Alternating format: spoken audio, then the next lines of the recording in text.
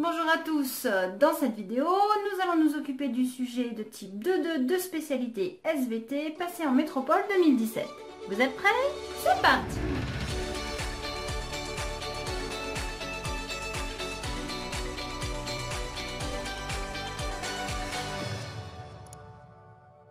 Exercice de type 2.2 enseignement de spécialité 5 points, SP métropole 2017.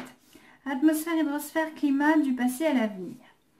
Le musée Testu-La Targette et le musée des Confluences de Lyon ont mis à disposition des chercheurs des fragments d'os et des dents de momies égyptiennes datés entre 5500 ans BP et 1500 ans BP dans le but d'y trouver des indices sur le climat africain de cette période. BP, before present, c'est-à-dire avant 1950. On nous dit, en utilisant les informations des documents et les connaissances, expliquer comment les études isotopiques menées sur des momies égyptiennes ont permis de reconstituer l'évolution des précipitations en Afrique intertropicale entre 5500 ans BP et 1500 ans BP. Ensuite, montrer que les résultats de cette étude sont en accord avec les données sédimentaires. Bon ben là, vous n'avez pas le choix. On vous impose le plan, sachant qu'il y a une partie qui doit nécessairement être réalisée après l'autre, puisqu'elle permet de confirmer des données. Donc on est obligé de faire au moins 2 paragraphes. Le premier qui permet d'expliquer comment les études isotopiques ont permis de donner le climat entre 5500 ans et 1500 ans. Et ensuite, on se sert des données sédimentaires pour confirmer. Donc, isotopique, études isotopiques, on s'attend à du delta O18. Vous avez un document de référence, la localisation géographique des sites qui seront étudiés. Bon bah, hop, on est en Égypte, le Nil. Le Nil se forme à partir de 2 affluents, le Nil bleu qui prend sa source dans le lac Tana et le Nil blanc qui prend sa source donc dans le lac Victoria. On va travailler sur des mesures réalisées à Addis Abeba, Entebbe et sur le lac Kitina et Sinda. Alors vous allez me dire, ceux-là ils sont pas à côté, on va pas s'en servir. Si on les a mis, c'est qu'on va s'en servir. Pourquoi on vous les donne? Peut-être parce qu'on a des données sur ces lacs-là qu'on n'a pas sur ceux-là. Et comme ils sont au niveau de l'équateur à peu près dans le même régime climatique, on peut considérer que les données qui seront dans ces lacs-là correspondront aux données qu'on aurait pu avoir dans ces lacs-là. Donc ce document de référence est à garder sous la main. Il va permettre de situer les différents relevés qu'on va nous donner par la suite. Dans ce cas, comme d'habitude, on prend sa feuille de brouillon, on fait 2 colonnes, on prépare document numéro 1, on va écrire ce qu'on constate, ce qu'on en déduit. On fera la même chose, document 2, document 3 et on fera le point. Document 1. Variation du delta O18 des os et des dents de momies égyptiennes. L'apatite, phosphate de calcium, constituant de l'os, et l'hydroxyapatite, phosphate de calcium hydraté, constituant de l'émail des dents, contiennent de l'oxygène dans le groupement phosphate. Des chercheurs ont ainsi peu mesuré le delta O18 des fragments d'os et des dents de momies égyptiennes, qu'on a appelé delta O18P, couvrant une époque entre 5500 ans BP et 1500 ans BP. Donc ici, sur ce graphique, vous avez le delta O18 pour 1000 en fonction du temps.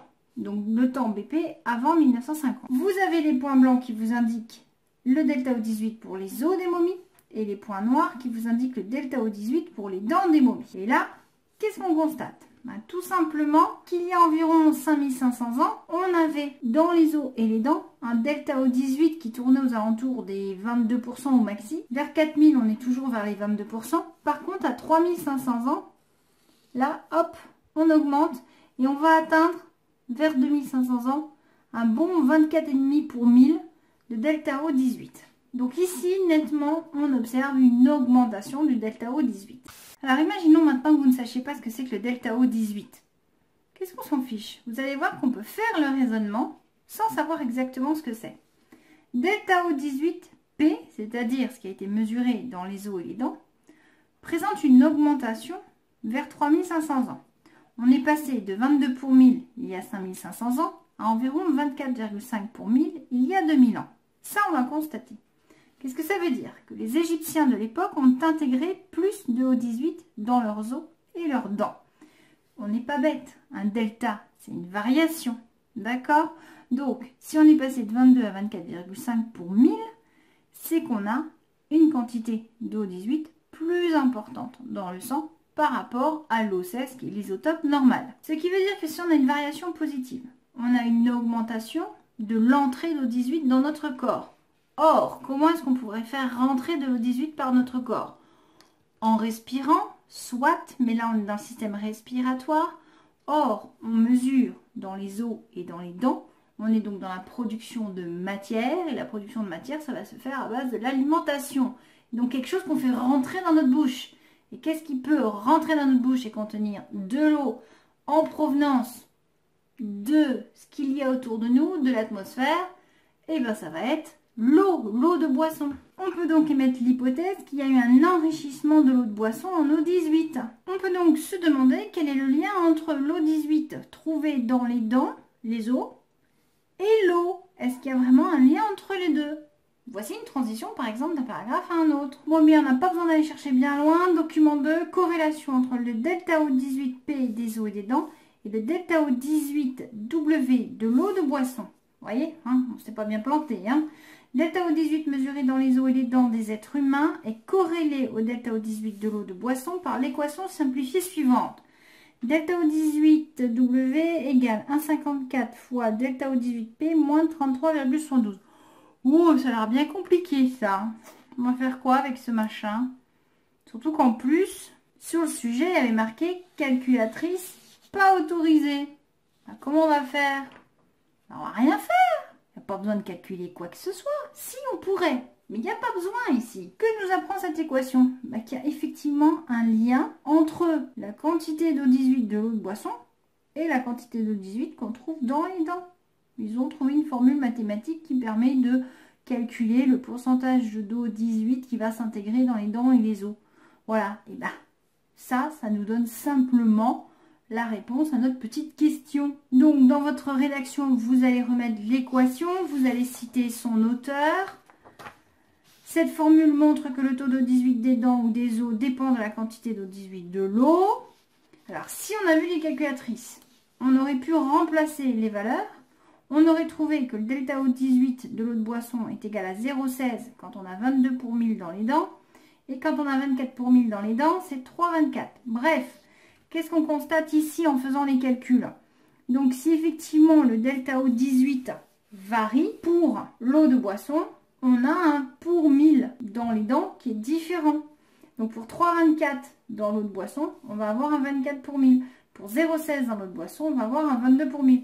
Donc, si l'eau 18 varie dans l'eau, le taux d'eau 18 des dents varie. Donc, quand le delta O18 des dents est élevé, c'est que l'eau 18 de l'eau est élevée. Donc, si on va plus loin dans le raisonnement, vu qu'il y a une augmentation de delta O18 des dents, ça veut dire qu'il y a forcément eu une augmentation du delta O18 de l'eau de boisson. On peut donc se demander qu'est-ce qui a causé cette augmentation de delta O18 dans l'eau.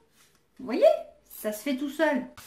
Bon alors on le sait, on l'a vu en classe, le delta O18 ça a un rapport avec l'eau et les précipitations. Ça c'est le rapport des connaissances. Document 3, relation entre les précipitations mensuelles et le delta O18 moyen de l'eau de pluie. Courbe reliant les carrés, on vous le précise, à Entebbe en Ouganda et à Addis Abeba en Éthiopie. Donc là, on a deux relevés. On va reprendre. Ces relevés climato ont été réalisés à Addis Abeba. Donc, on est dans la région de la naissance du Nil bleu. Et à Entebbe, c'est-à-dire dans la région de naissance du Nil blanc. Alors, pourquoi là? Réfléchissons 2 secondes. Les Égyptiens, ils buvaient quelle eau avant? L'eau du Nil. Et l'eau du Nil, elle provient d'où? Des précipitations. D'accord? Donc, forcément, les momies, là, enfin les momies, avant qu'elles soient momifiées, elles buvaient de l'eau du Nil qui provenait de ces régions. Donc, en faisant le principe de l'actualisme, on va étudier les précipitations dans ces régions et on va, par principe, dire que dans le temps, ça s'est passé de la même façon. Alors, qu'est-ce qu'on nous dit? En zone intertropicale, le facteur majeur contrôlant la composition du delta O18 des eaux de pluie est la quantité de précipitation et non la température. Alors en classe, on a appris le delta O18 dépend des températures, s'il fait froid, s'il fait chaud, etc.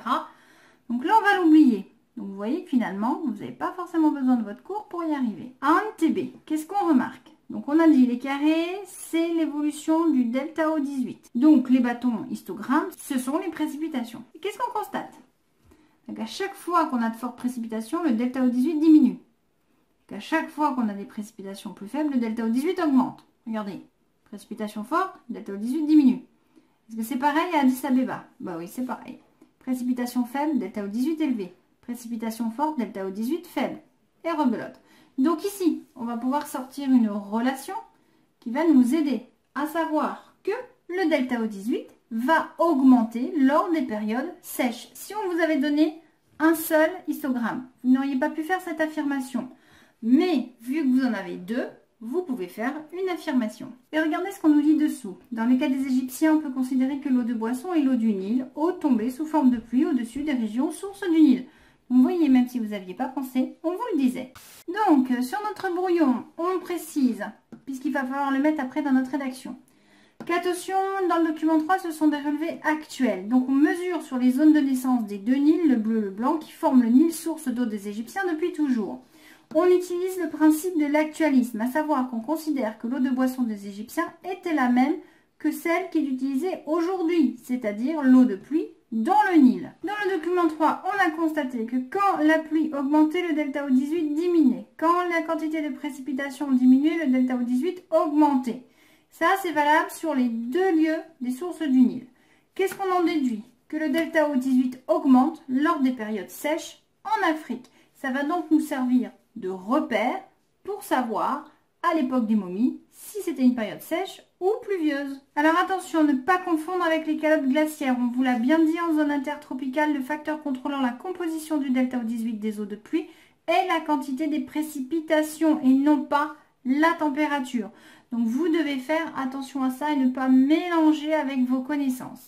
Notre hypothèse finale, c'est qu'il y a 3500 ans, on a constaté une augmentation du delta O18 dans les os et dans les dents de nos momies. Ça signifie donc qu'à l'époque, ils buvaient une eau enrichie, car c'était une période sèche. Est-ce qu'on peut avoir une confirmation maintenant de cette hypothèse par l'étude des sédiments? On arrive à notre deuxième partie qui va être beaucoup plus rapide.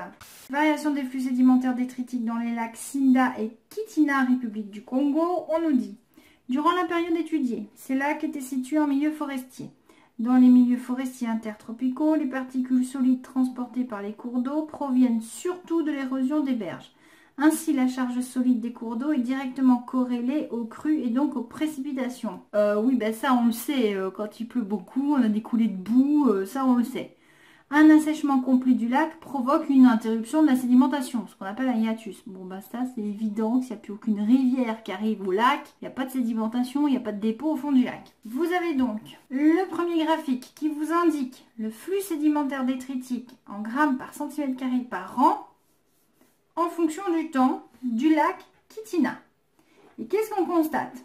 Souvenez-vous, on est sur la période 5500-1500. Donc 1500, on est à peu près là.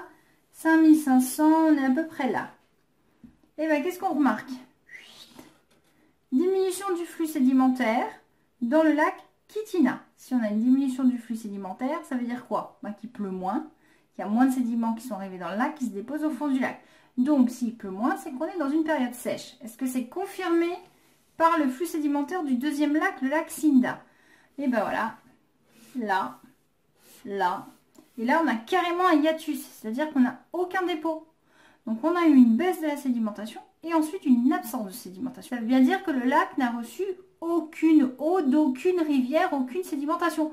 Donc, on a bien eu une période sèche, voire même très sèche. Donc là, bien sûr, ça fait un peu court, dit comme ça à l'oral, mais dans votre rédaction, n'oubliez pas de préciser les valeurs chiffrées que vous observez en précisant des données numériques pour par exemple le quartz ou l'argile.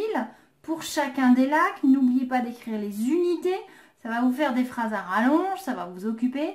On constate qu'il y a 5500 ans, on avait environ 0,004 grammes par centimètre carré par an d'argile dans le lac Kitina. Alors qu'il y a 1000 ou 3006, allez, enfin l'intermédiaire, on ne trouve plus que 0,0015. Et puis à 1600, 0,01. Voilà, bon, bah, vous donnez des valeurs chiffrées et ça va occuper, ça va prendre de l'espace, ça va faire une argumentation, ça va faire très scientifique. Donc on a rajouté sur notre brouillon qu'on travaille sur deux lacs de même latitude, mais pas au même endroit. C'est pas grave parce que le régime météo-climatique dépend de la latitude, donc c'est ok. Constat numéro 1, c'est le texte qui nous dit « Un assèchement complet du lac provoque une interruption de sédimentation ». Donc si on a une absence de sédimentation, c'est qu'on a une absence de pluie. Constat numéro 2, le lac Kitina, sédimentation diminue entre 4000 et 1200 ans. Et le lac Cinda, c'est pareil. La sédimentation est stoppée entre 4000 et 1200 ans. Ça veut dire quoi? On n'a plus de précipitations sur la même période pour les deux lacs. Globalement, la période sèche existe dans cette zone intertropicale. Notre hypothèse est confirmée.